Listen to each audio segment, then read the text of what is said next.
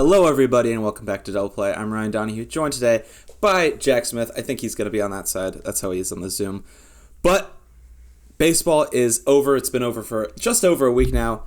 How are you doing today? We're going to get into our final awards and our All-MLB team. We've got some stuff to cover first, but Jack, how are you doing? How are you holding up? I'm holding up just okay. As we've mentioned in the welcome backs in previous weeks, college football is filling the gap left by the baseball season. Of course, it's been over a week since the end of the World Series. We've been having fun talking about whether TCU and USC can end up in the college football playoff together, which would be awesome. But I am missing baseball. Instead of, however, talking about college football or talking about what's going on in each other's lives, I think we should hop right into some news because there have been some free agent signings, in particular a couple big ones today, and a lot of news around baseball. I guess we can start it out with the two biggest signings today and then get into some other stuff. Tyler Anderson staying in Los Angeles, but not as a Los Angeles Dodger. He's going to sign with the Los Angeles Angels for a contract that's speculated to be around 3 years, $39 million. And another re-signing is Anthony Rizzo back to the New York Yankees. I believe it's a 2-year, $34 million deal with an option for a third year. And if the Yankees decline that third-year option, they owe him $6 million. So effectively, it's probably going to be about a $40 million contract for Anthony Rizzo, but he's back in the Bronx. He's going to be a New York Yankee for most likely the rest of his career. Yeah, I like that signing. I wanted the Yankees to keep him. I think he's a good it was the best first baseman on the market, and if you lost him, there was going to be some questions, especially for the Yankees, who are coming into this offseason already with a lot of questions, and it seemed like the Astros made him one of their top priorities this offseason, so I definitely did not want to see him go there. So I'm glad the Yankees re-signed him, and then the next step for them is trying to get Judge, and I get a feeling with that one that Judge is it's going to be a while until he signs, I feel like. Well, yeah, I think Judge knows there's going to be a bidding war over him, so he at least wants to see the other offers. I did think it was kind of funny that the Astros come out and the news comes out, I think it was yesterday, that he's their number one free agency priority, and the day after that comes out, he signs back with the Yankees. So maybe he just didn't want to be an Astro. Maybe the Yankees wanted to lock him up quick. I think the optics of it are maybe a little bit weird, like you're re-signing Rizzo to a deal that's a lot of money for an aging first baseman when you still have to bring Aaron Judge back. But I think the Yankees know that it's going to take Judge a long time to pick a move. But at least if they miss out on Judge, they've locked down first base which Anthony Rizzo I thought was a good project for them this year that worked out. One of the hitters on that team that works out. I think he's built for Yankee Stadium, hitting home runs over the little short porch. But I think if you're a Yankee fan, you should be glad they brought back Rizzo. It at least softens the blow if you're not able to land Judge back in New York. Yeah, you mentioning that got me thinking a little bit. They maybe overpay. We'll see how that works out. An aging first baseman. Was it potentially a negotiation not a negotiation tactic, but the Astros saying that they want him, where they playing chess while the Yankees playing checkers, trying to pay him a little bit more, maybe? They're trying to get their rival to be strapped on cash a little bit? Yeah, well, I kind of wonder, who's making these decisions for the Houston Astros, considering they are GM-less right now. They're one of the assistant GMs left to be the Giants GM earlier this month amidst their playoff run. Then they win the World Series. Their GM gets lowballed on a 1-year deal offer despite holding them over for 3 years after the scandal, winning a World Series this year. He's gone, so the assistant GM and the GM are both gone, and the second assistant GM is also gone. All three of those did not want to be a part of the Astros front office anymore. So it kind of raises the question, A, what's going on in Houston? Because there's clearly something going on there. And then also, who's going to make all the decisions this offseason, which there are some big ones to make, specifically Justin Verlander. Who is going to woo Justin Verlander back to Houston if they don't have a GM, and who's going to be making all these free agent decisions? That's something that they're going to have to figure out quickly, considering that their priority free agent just signed a deal with someone else. Yeah, and there's obviously someone making decisions right now, because they also got Rafael Montero back on a pretty big deal for a reliever, at least the role he's going to play. He signed back with the Astros for 3 years, $34.5 million. He was one of the relievers that was gonna see one of these bigger deals just because of the relievers that were on this market, and the Astros locked him up quick. And so someone's making decisions behind the scenes, and interesting to see how that whole story plays out. A lot of uncertainty right now. Yeah, I mean, Montero, just to go back on his story, he was a throw-in in that Kendall Graveman deal the Astros made not this past year, but the year before. And yet now he's, their best setup guy, could be in line for a closing job in the future once Ryan Presley's gone, who knows. But signing a 3-year, $34.5 million extension, good for him and good for the Astros for locking down one of their best bullpen arms and one of the reasons that they were able to win the World Series this year. Another big deal for a reliever is I didn't expect this, but Robert Suarez, who we thought was going to be, a priority free agent on the market for a lot of teams, coming from the Padres, he does re-sign in San Diego for a 5-year, $46 million deal that include extra possible bonuses if he becomes a closer in San Diego, or if a bunch of other different dominoes fall. It could even raise higher, but a 5-year deal for a reliever touching possibly $50 million.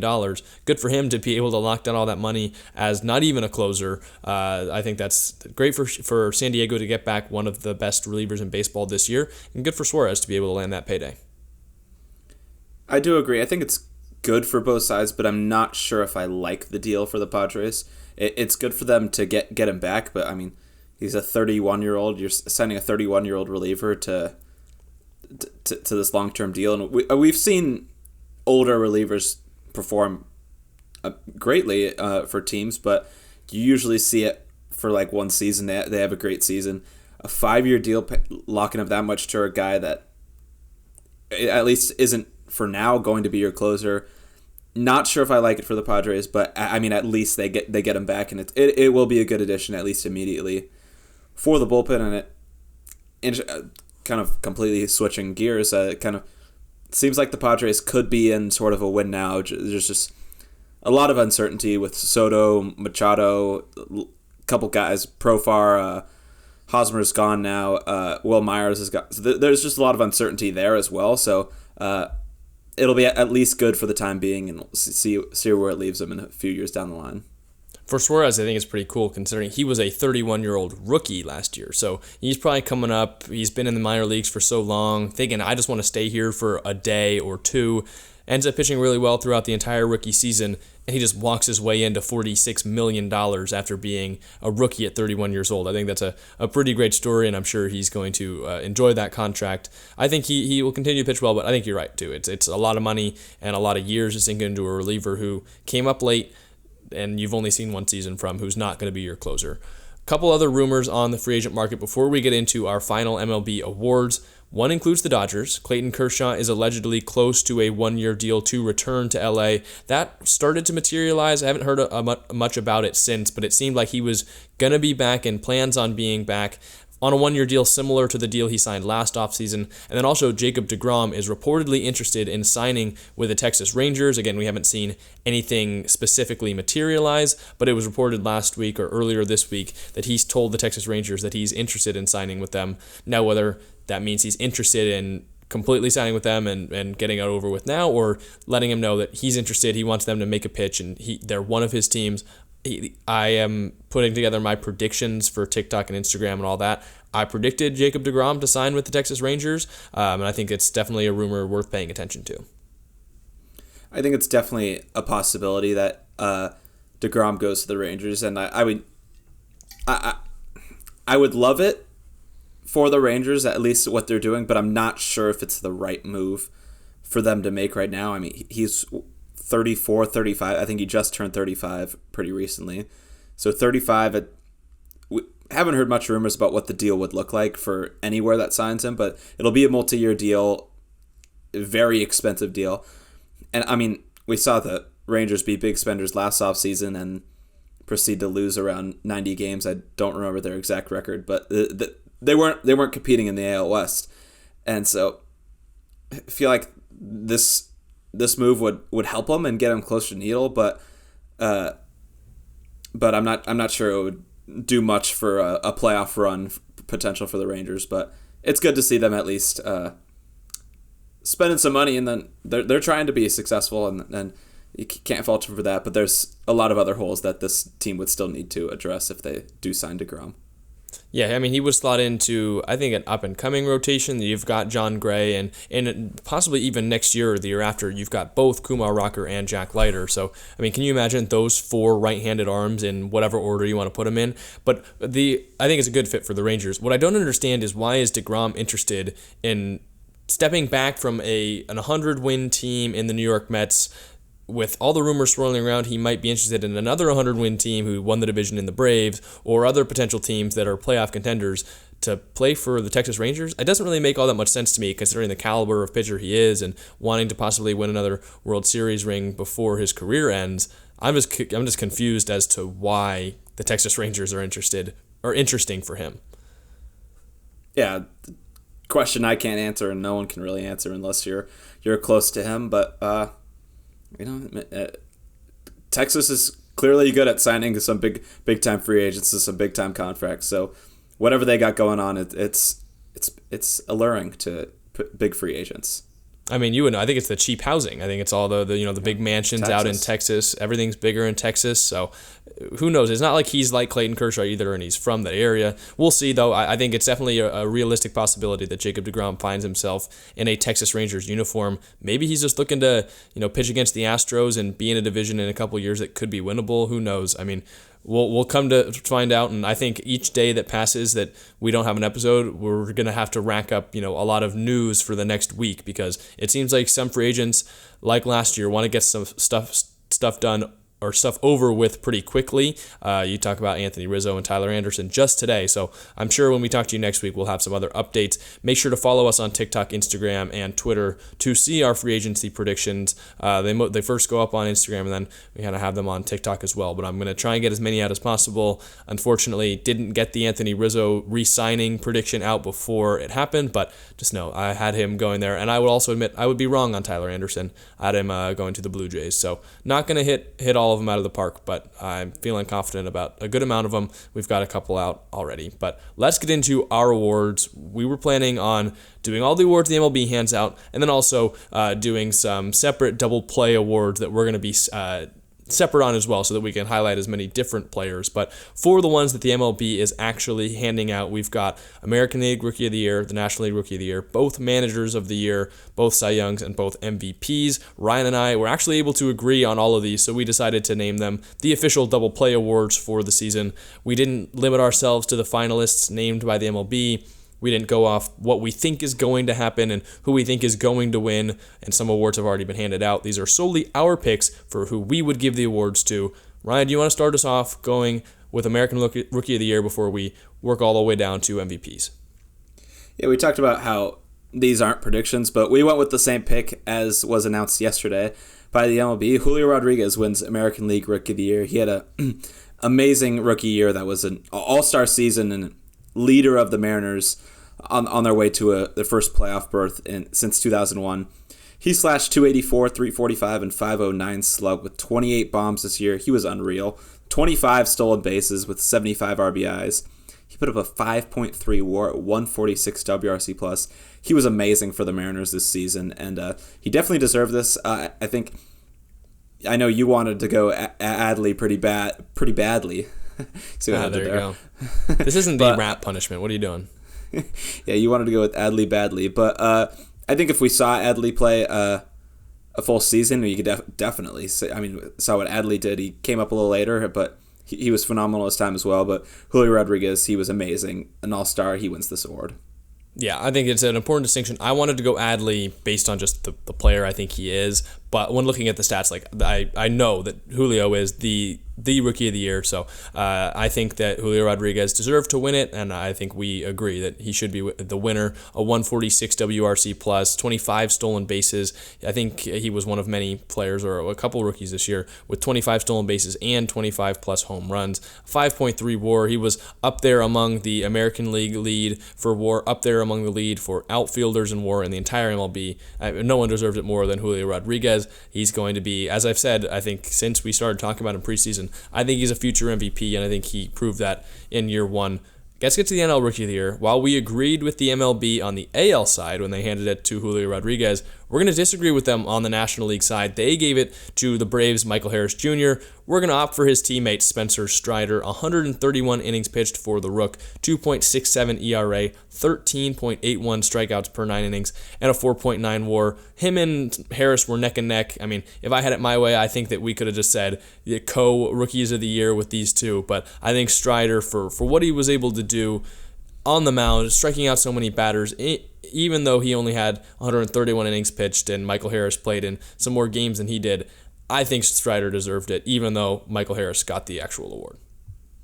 Yeah, we failed a year of pitcher's bias on this one, but that's not to take away anything from Spencer Strider. He was amazing this season, and a big reason why the Braves were able to win the division once again and win 101 games. He got hurt down the stretch and wasn't great in his postseason start, but he was amazing this entire season, and I mean it's hard to deny what he did this year, and those quads on the mound just will overpower you, and it was fun to watch, and it was a key contributor for my fantasy team. I frankly didn't know who this guy was at the beginning of the season, and I went and picked him up after a few good starts, and I mean I'm not going to get into the fantasy because then you'll be like, oh, but who won the fantasy? So, but he was great this season, and he definitely deserved this award.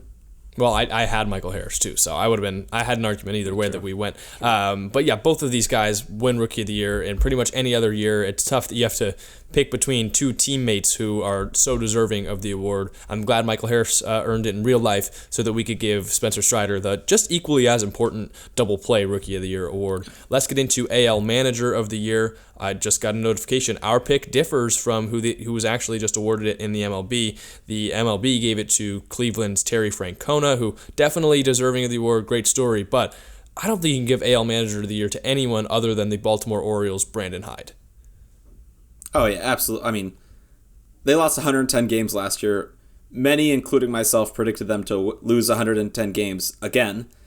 And, I mean, they won 83 games this year, and they were in a playoff push. And, I mean, we were talking about that kind of as it developed. It was probably July, August when they were, like, close to the wild card, and we're like, ooh, this is so fun. Like, the Orioles are here. And none of us thought, like, this would be anything down the stretch other than like a week or two lived like, oh, they're in the playoff picture. But they ended up getting close down to the line. And if you look at the roster, you wouldn't envision it. This isn't like an Angels or a Rangers who they have stars on their team, but they just underperform, and that's what they do, and you're not expecting them to. Like, this team has barely anyone on their roster. Like, I could probably name 2 or 3 Orioles pitchers. That's not true, but there's some no names on that team, and I mean Adley and Cedric Mullins were great this year. Adley kind of took over that team down the stretch, and he became a fan favorite. But Brandon Hyde did a phenomenal job with the pitching staff, which is frankly not great. If you look at their starter stats, they didn't really have anyone stand out. So Brandon Hyde did an amazing job to get this team to 83 wins. I think instead of just frankly not great, I was going to say frankly not good. Like there's just really not a ton of quality in Baltimore pitching wise. And people have to remember too, they traded away some of their best players at the trade deadline. You're trading away Trey Mancini, and I'm blanking so hard on the closer's name right now. But trading away your closer midseason, you still finish with 83 wins after Jorge Lopez, after losing 110 games last year. Again, I mean Terry Francona, no one really thought the Guardians were going to make the playoffs, let alone win the division this year. He's everyone's favorite. Like, I feel like he's just a complete fan favorite manager. Not going to take anything away from him for winning the award. But Brandon Hyde, after an 110 loss season, if you can win 83 games, like it's just incredible. I think he deserves the AL Manager of the Year, especially because he doesn't have a Jose Ramirez to do it with, or an Andres Jimenez to do it with, or Shane Bieber. It's Adley Rutschman and kind of a lot of other guys, including Cedric Mullins, some other names. But I think really impressive what Brandon Hyde did in Baltimore. We haven't heard who the National League Manager of the Year is. I'm sure we might get the notification at some point during this episode. But we agreed we're going to go with Rob Thompson, the Philadelphia Phillies interim manager, who is now going to go forward as the long-term manager in Philadelphia. He wasn't a finalist, which I don't know how, in the actual MLB Awards ballot, but I think he had the most impressive feat out of any NL manager. He led the Phillies to the playoffs after taking over for Joe Girardi, who was really sinking the team. He also did so without Bryce Harper, without some of the team's best players. And even though he took over midseason, he's not a full manager like some of these other guys. I think the three finalists were Brian Snitker, Buck Showalter, and Dave Roberts, whose teams all won 100-plus games. Rob Thompson was clearly the catalyst for this Phillies team, and I'm not sure you can say the same about Buck Showalter, Snitker, or Dave Roberts. So I think that Philadelphia heavily benefited from them bringing in Rob Thompson. I think he's deserving of Manager of the Year, and I would assume he's probably would be the first ever Manager of the Year to not start the season as a manager. Yeah, we need some double play trophies to hand out to these players and managers. But we did cheat a little bit with this one, if we're being honest, because I'm fairly certain that the MLB awards, they go off strictly regular season, and I don't think even then. In the regular season, by the time he took over, they were never expected to make the playoffs.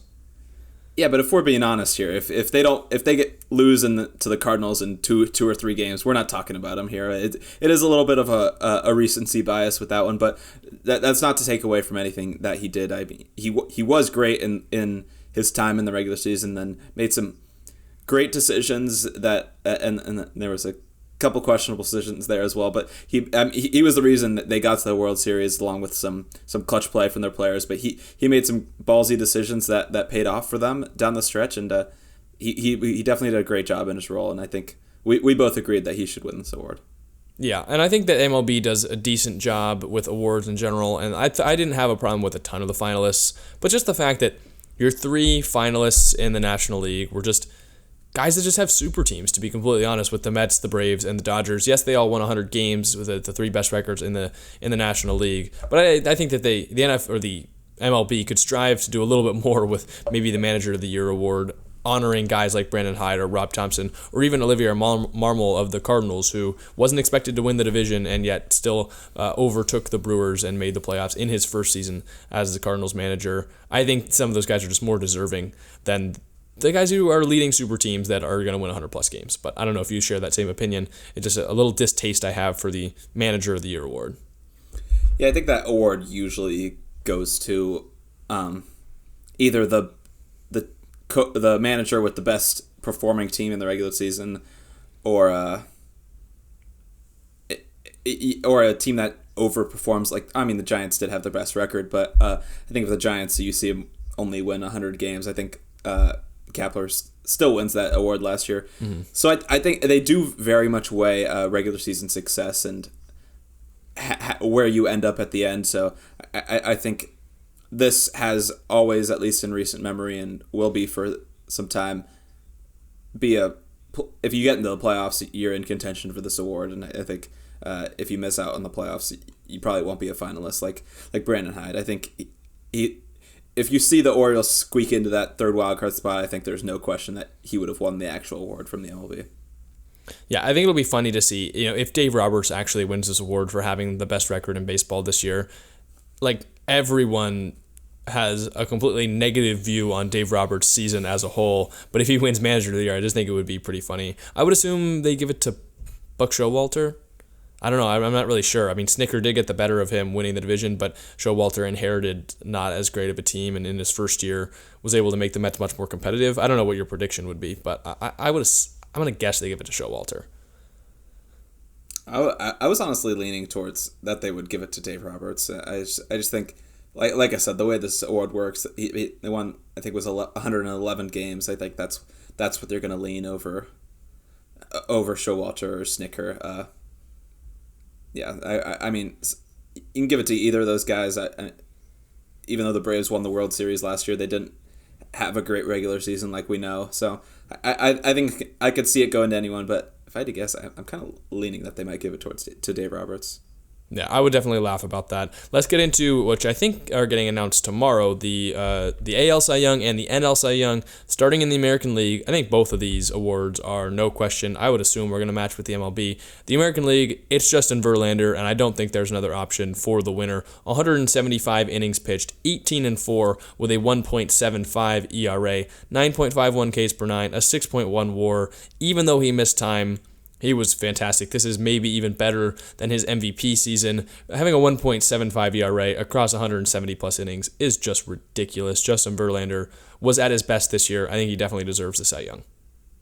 Yeah, I mean, he was phenomenal. He comes back, first time pitching a full season since, I believe it was 2019, in which he also won the Cy Young Award. He had a 2-year-long recovery from Tommy John. I mean, he was amazing. And I don't know where you went with comeback player of the year, but he's clearly, I didn't go because we're honoring him here, but he's clearly the comeback player of the year as well. So, a little disclaimer, where he's not going to get picked there, but he will definitely win the Cy Young Award. And I was rooting for Cease down the stretch to kind of make it close, but Justin Verlander, he definitely earned this award. I mean, he was just phenomenal. Justin Verlander wins, what's it, third or fourth Cy Young now?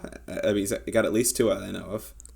Yeah, I'm not completely sure. I kind of want to say fourth. I'm not really sure. We'll look that up in a second. And there were some other, like you mentioned, Dylan Cease. There's another AL pitcher that we will highlight later in our All-MLB team. But there was no question about who's going to win Cy Young in the American League. Same thing in the National League. I think I've seen like one other person make a different prediction than Sandy Alcantara of the Miami Marlins. 228 and 2/3 innings pitched, easily the most in all of baseball. A 2.28 ERA, 8.15 Ks per 9, 5.7 WAR. The best stat, 6 complete games. That was more than any NL team, of course, other than the Marlins. He was an absolute workhorse, the most outs in baseball. I believe he had just about the same amount of outs as Julio Urias had batters faced, which is just a crazy stat. Sandy Alcantara, completely deserving of the NL Cy Young, no question for me. Yeah, I mean, it seemed like every 5th day you would go on Instagram or some social media to a post by the MLB that says, Sandy Alcantara, 8.1 innings, or a complete game, no runs, 1 run.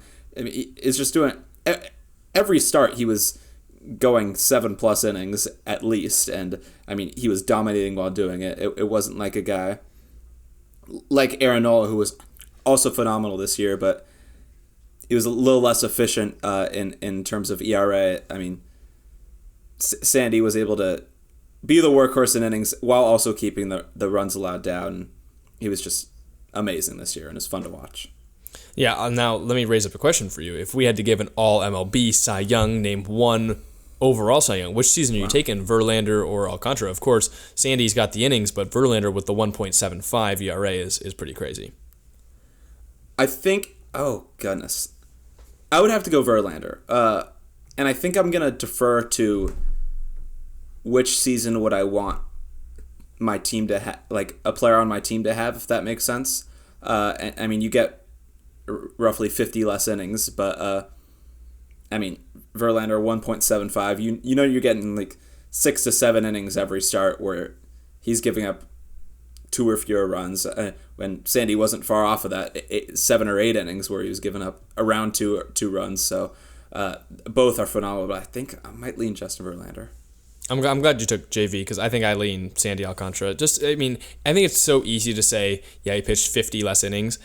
I think people don't realize at the end of the year just how important innings pitched are, because each inning is 3 outs. And so you're pretty much getting 150 more outs than Justin Verlander did this season. And he was still relatively efficient with a 2.28. It's so valuable to have your starting pitcher go into the game. And if you could throw 50 more innings than the other guy, I think it's just a crazy number. And I get it, Justin missed time, but I don't think we're going to see a pitcher have a season like this for a while, where you throw that many innings and you still have like 2.28. Like you mentioned, Nola threw, I believe, just about like 202 innings, but had a mid-3 ERA. So the ability to throw so many innings and have a great ERA, it's just wild. Yeah, and let's move on to the AL MVP, who this one, in my mind, it should not be a question. There was some question mid-year, we're like, is it Shohei, is it Judge? But it should be unanimous. Was it Thursday night when they make the selection? It should be Aaron Judge. He put up one of the greatest seasons of all time. He hit 311, 425 on base, 686 slug, and then the stat that stands out, it was 62 home runs. Like the AL record, I mean, we all know that moment. 131 RBIs and 16 stolen bases, so he was taking some bags while he was running as well, and he was good defensively. But the stat that stands out in my mind, you talk about the 62 home runs. I don't even think that's the most significant one here. 207 WRC plus. There was times, it was like June or July. Jordan put that up in a month, and we were like, whoa, like how can a guy do that in a month?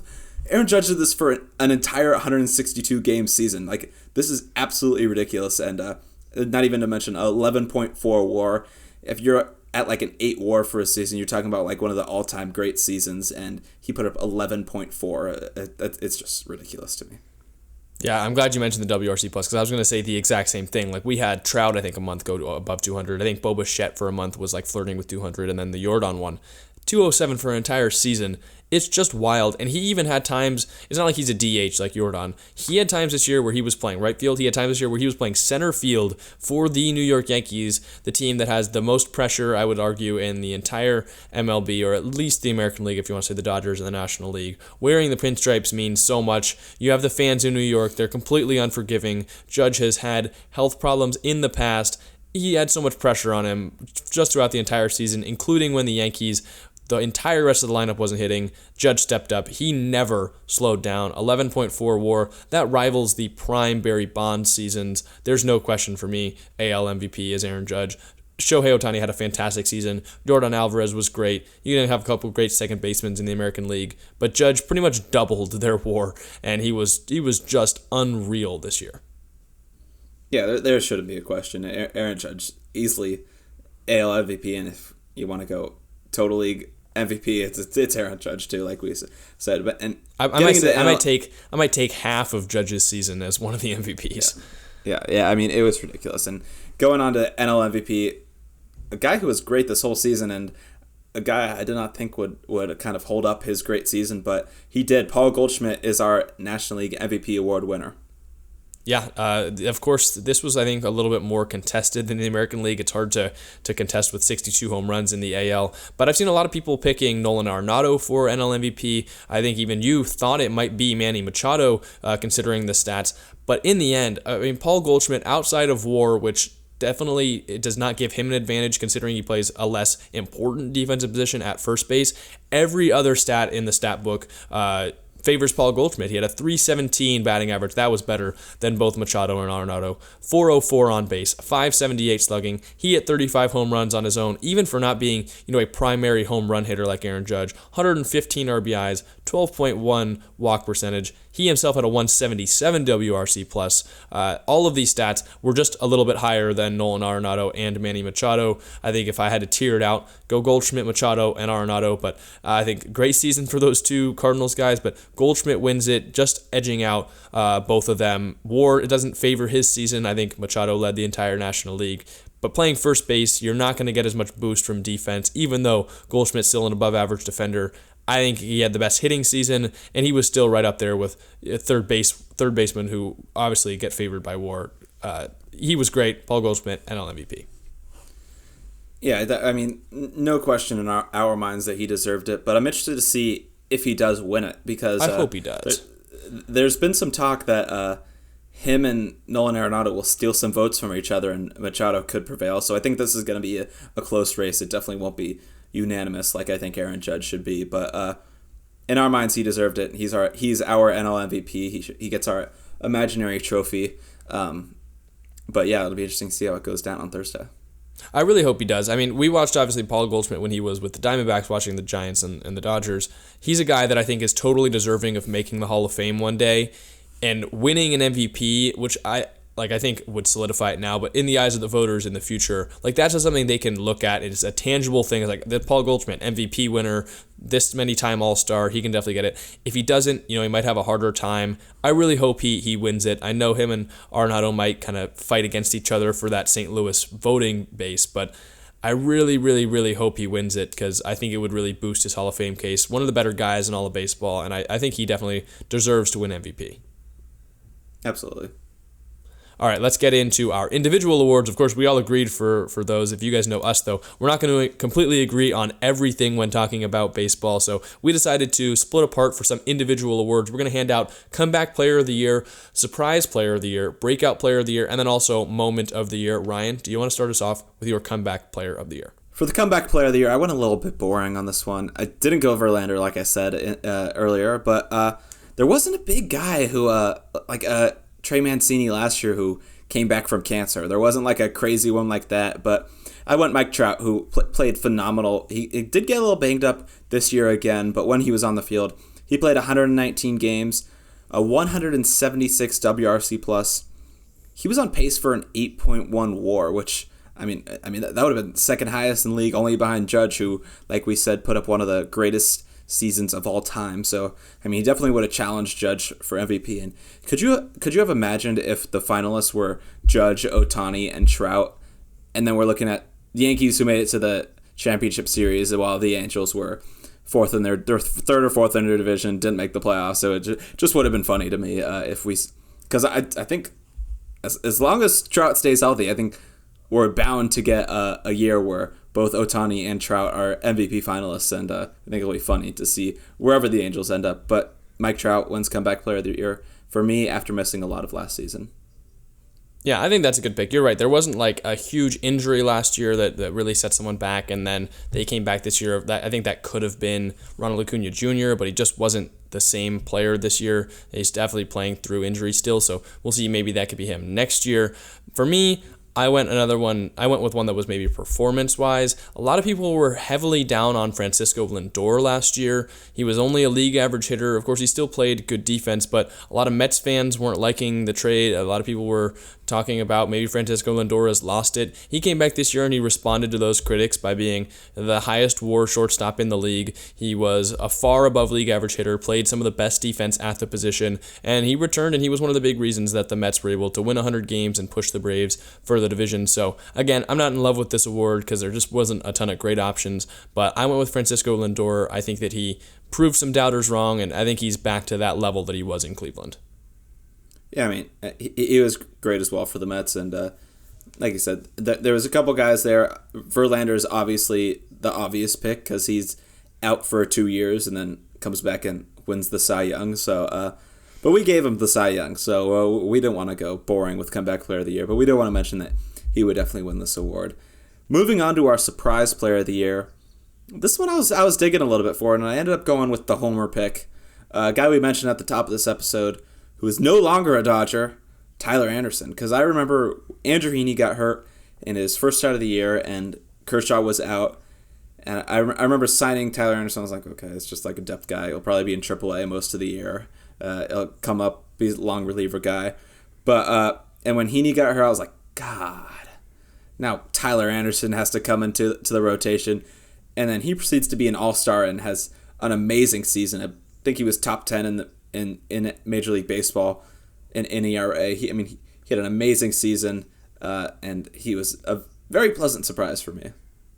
Yeah, I think that's definitely a good pick. If you're also going the pitcher route, I think there were a couple other guys that could potentially be in that category of Nestor Cortez or Martin Perez. Surprisingly, some of the best lefties this year all were surprises, as I feel like they kind of normally are. You could even look to Carlos Rodon last year. There are a lot of lefty pitchers that come out and they surprise people. I think Tyler Anderson's a good pick. I mentioned that Francisco Lindor was my comeback player of the year. I'm going to take as my surprise player of the year one of the players included in that trade, and that was Andres Gimenez. It seemed like he was just kind of a throw-in pick, and not a throw-in, but you weren't really expecting a whole ton. He ended up being almost the All-MLB second baseman for us. He was 14th highest WAR in the entire league among hitters, the second best second baseman in baseball this year. He was fantastic, and for a guy that I thought, the Guardians, they got a decent haul. I think it's clear the Guardians won that trade, trading away Francisco Lindor, because Andres Gimenez is a piece that I think is here to stay. He could end up being, one of those superstar second basemen. Yeah, that was fun to see. I was rooting for him all year long, and I believe he started the All-Star game, did he not, at second base? He did. He beat out Santiago. I don't know. I think Altuve did start. Or no, did Altuve? Altuve was a starter, but then got hurt. That's what it was. Or didn't play. He decided not to play. Oh, yeah, because he didn't want to get booed by the Dodgers fans. Yeah. Yes, I remember now. But nonetheless, you get starter in the All-Star game on your resume. He had a wonderful season. It was fun to watch. Yeah, absolutely. I ended up actually going for all these awards, which now can shift on to Breakout Player of the Year. all middle infielders. For the breakout player of the year, for me, I went Dansby Swanson, who was a former number 1 overall pick, never really reached his potential. A lot of people thought he was a bust. Then this year in a contract year, absolutely turned it on. He was fantastic. One of the big reasons that the Braves were able to continue to play well despite some other players struggling, like Ronald Acuna Jr. or Matt Olson at points during the season.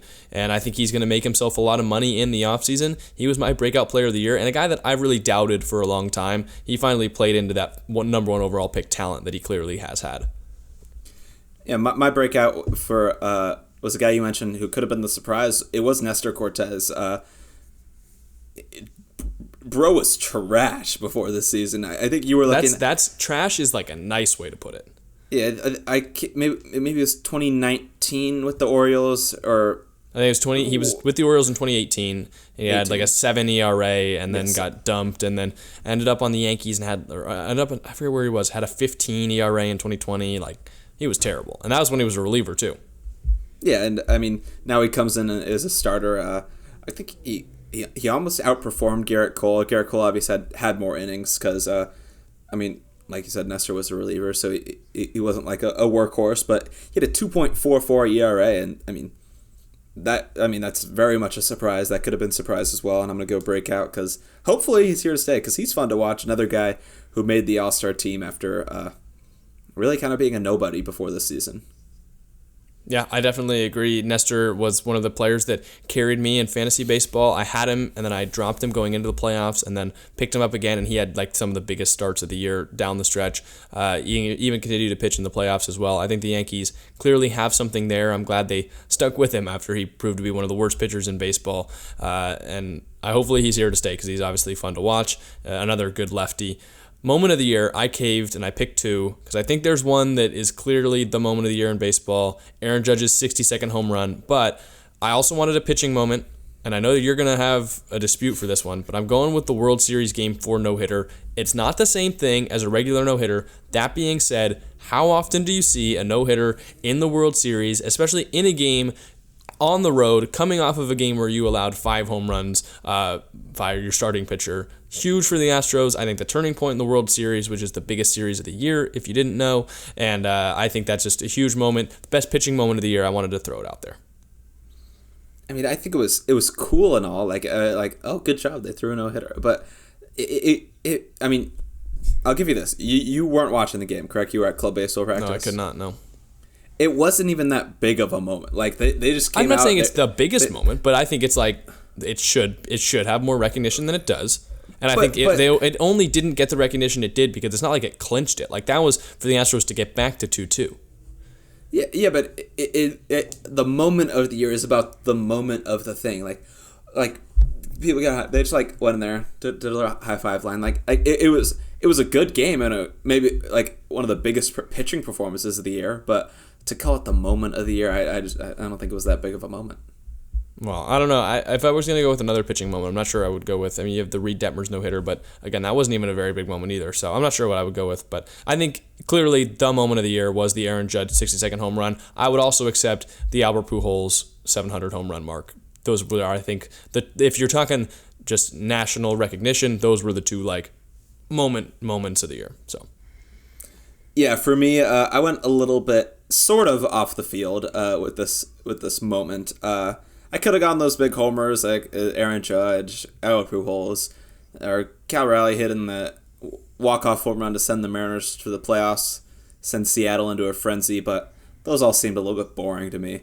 So I went with Timmy Trumpet playing the on-field live trumpets as Edwin Diaz came into the game because that was so sick, and the trumpets got us through our road trip to LA earlier this year. So I mean, I'm pretty. That game was against the Dodgers as well, but I remember watching that, and I was. So when Edwin Diaz came to the game, I knew like the game was over, but I was standing up going. That was just so fun. It was so badass, and I love that moment. Well, so here's my thing. If you're gonna say that my moment doesn't count because like no one thought it was cool in the moment, what about the fact that like that aged so horribly, where they did the trumpets and then he just ended up getting memed for it throughout the rest of the season as the Mets blew their lead in the division and ended up losing in the playoffs. I don't know. But it was the the trumpets that got memed a little bit because of how big of a moment it was. Is why it got memed a little bit, because the song meant so much to like all the fans. Like they're like, oh, Edwin Diaz is coming in. That when they got to him, they were so excited that they had to meme it. I get that, but I just think at the end of the year, when you look back at it, I don't think it has the shelf quality that it did at the beginning, just because of what happened to the Mets eventually. But let's get into our Double Play All-MLB team. Those were our full awards. I'm sure the MLB might not have the exact same picks, and then, of course, we did some awards that they don't even hand out. But that was fun. I don't know, did we do an all-October, like the October awards, or did we not, because it was only like a couple games? We didn't. We did.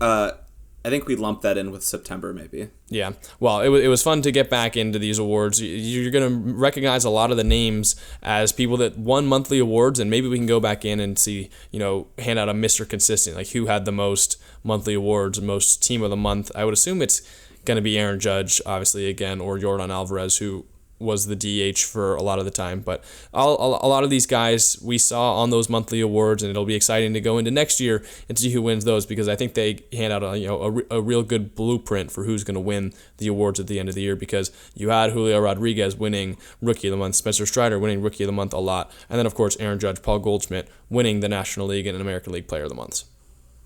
Yeah, and I mean, definitely, those are fun to do, but let's get into our all-MLB team. I'm just going to rattle these off, and then I'll rattle off the position players first. And for guys that we haven't mentioned yet, I'm going to give a key stat or two, and then we can talk about some of them.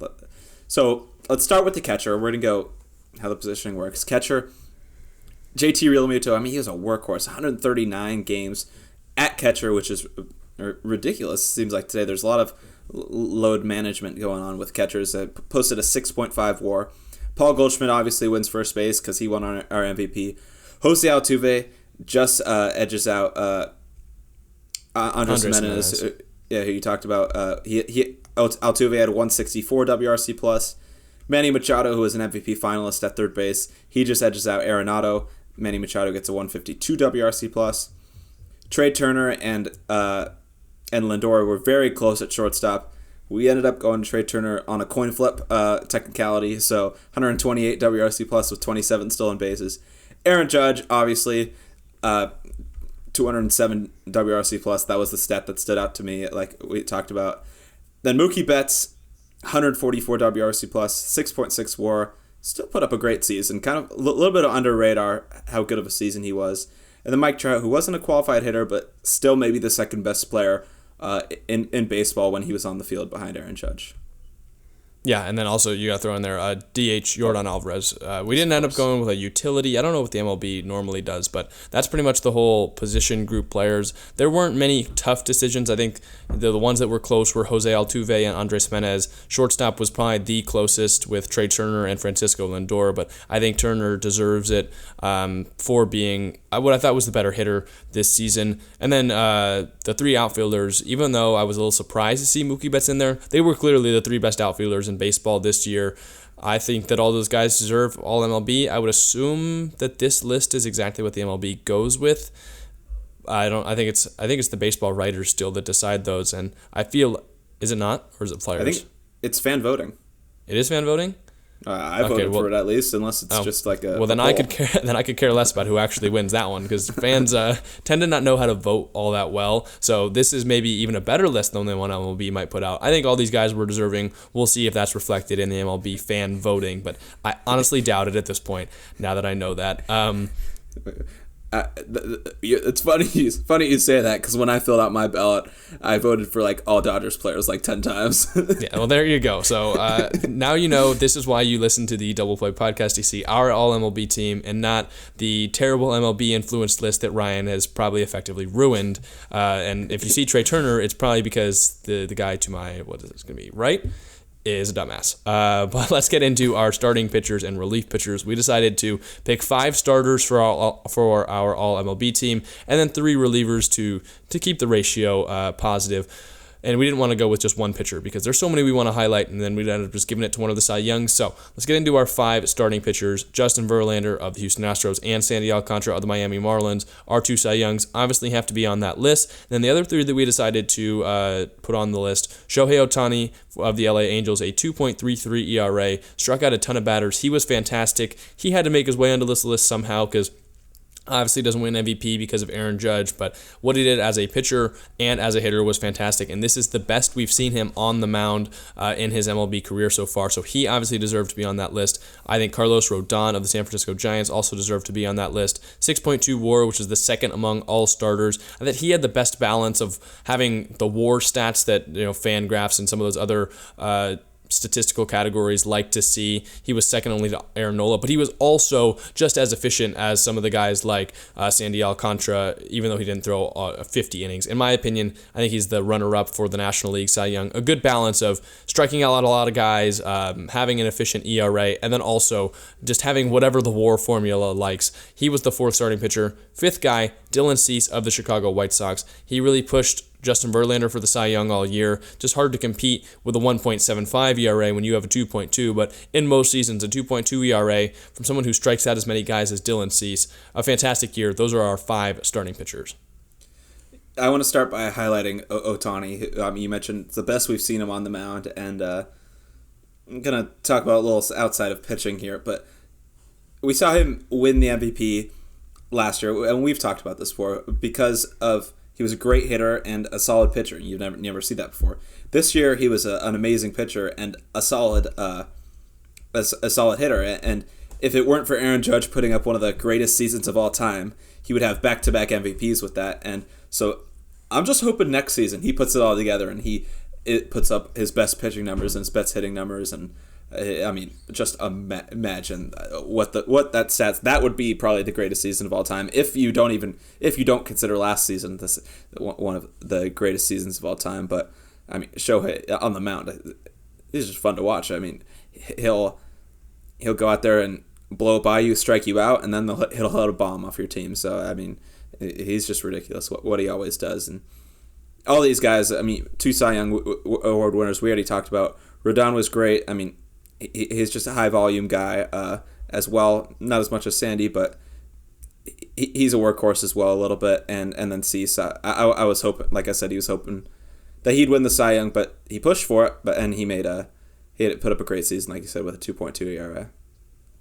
Yeah, the good news for Shohei is he won't have to be competing with Judge for American League MVP next year, so it could be a little bit more wide open.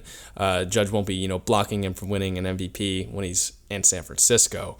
Let's get into our relievers. I don't actually think the Judge is going to be a Giant. Of course, I think it makes a lot of sense considering he was a Giants fan growing up, but I think he re-signs with the New York Yankees. It still would be fun, though. I'm still rooting for it. Let's get into our 3 relievers. We started with 2 of the best closers in baseball. Edwin Diaz of the New York Mets, the league leader in WAR among relievers, had a fantastic ERA, was practically untouchable, had the best walkout song, including the Timmy Temperance live performance that we can argue, maybe moment of the year. And then Emmanuel Clase of the Cleveland Guardians. He was the league leader in saves with 42. Just disgusting. A cutter that should not move as fast as it does. Emmanuel Clase was disgusting. And then we had a couple other guys that were up for the 3rd spot. We didn't want to go with another closer. Ended up going with Evan Phillips of the Los Angeles Dodgers, the league leader among qualified relievers in ERA with a 1.14. Evan Phillips owns your franchise, as Ryan is showing us on the screen. It was between him and Ryan Helsley of the Cardinals, but Phillips, with that 1.14 ERA, he was great in a Dodgers bullpen that needed someone at the end of the game to be consistent, and he was that guy. Yeah, Evan Phillips, so 1.14 ERA, like you said, the lowest among qualified relievers. I believe he was 3rd or 4th in reliever WAR. He wasn't in the high leverage situations that some of these other guys were, like you said, but he was great for the Dodgers when they needed him, and he did step into the closer role a little bit late when Kimbrel was struggling. They stuck with Kimbrel for far too long, even though Dave Roberts still might win Manager of the Year. But Clase and Diaz are those 2 guys that, when they come into the game, it might as well be game over for you if you're an opposing fan. So, Clase's got that dirty cutter, and Edwin Diaz just powers it past you, it seems like. Behind the fans and the trumpets. So these 3 guys were amazing, fun to watch, shutdown relievers. That was just It was awesome.